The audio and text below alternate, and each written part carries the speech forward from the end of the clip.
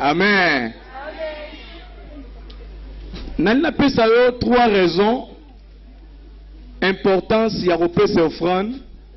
Première importance nango eza kouta na liboso na kombo oyo étymologiquement place outil na mboka ya ba hébreu elingi kolakisa simplement le fait de se rapprocher. C'est-à-dire seul moyen nzamba se rapprocher na batu azonga na unité na batu atinda ba prophète asala tout et simba te mais tango apesi kaka Jésus match katani. Amen. Donc akoka ko silisa masumu abatu te mais tango apesi kaka Jésus match pesa nini et katani.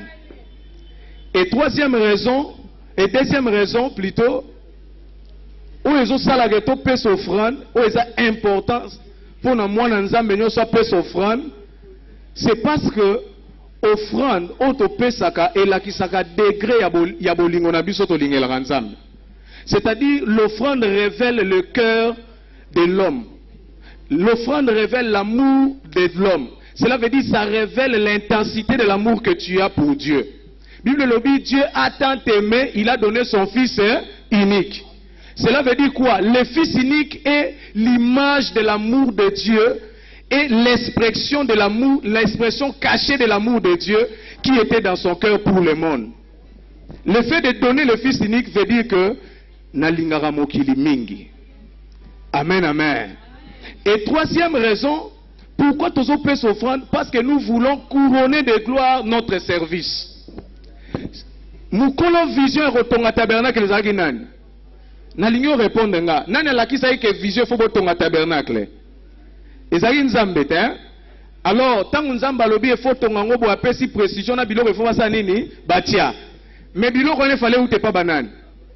Alobi batu bosa nini bo boya nango. Cela veut dire quoi? Dieu peut communiquer la vision, mais s'il n'y a pas des hommes et des femmes qui peuvent offrir, cette vision ne sera pas matérielle. Amen. La vision devient matérielle, va se matérialiser s'il y a des hommes et des femmes capables de donner. Est-ce que vous voyez que bande kona bazaro pesa ba or ezaki nyonso ezaki nango mais sengeleka ba pesa. Alors na chité pour na koloba qui peut donner l'offrande? Tout le monde. Parce qu'il y a Jacob azaki un homme tranquille et fois zongo wapi na simandako. Il y a Esaou azaki na chasse et fallait que zongo wapi na zamba. Au sala ko sala raté, tout le monde peut donner l'offrande. Est-ce que tout le monde comprend nga? Amen. Na sepeli na milulu te atombola musapito yolola e penza ya somo. Bana sepeli na milulu oyo. Nalito soutenir milulu. Vraiment nalito soutenir ango. Est-ce que mutu moko azana esengo to soutenir ango po ya mbalo eza susu koleka oyo? Nani azana esengo?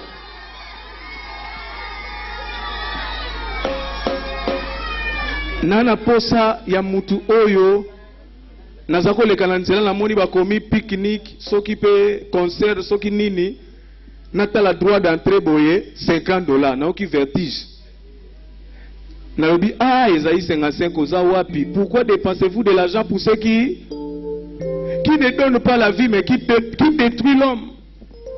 Mais bon milulu aboye papa patience zamba pambola yo krisha pamba te ba instrument pamba te bota uniforme pamba te mais il y avait la chose.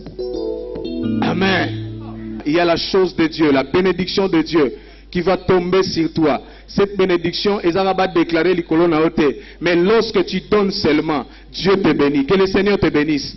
Zamba pambola yo. Lorsque tu sèmes na makambo malamu oko récolter. Mais lorsque tu sèmes na biloko ezo bomayo oko récolter l'oroté. Que le Seigneur vous bénisse.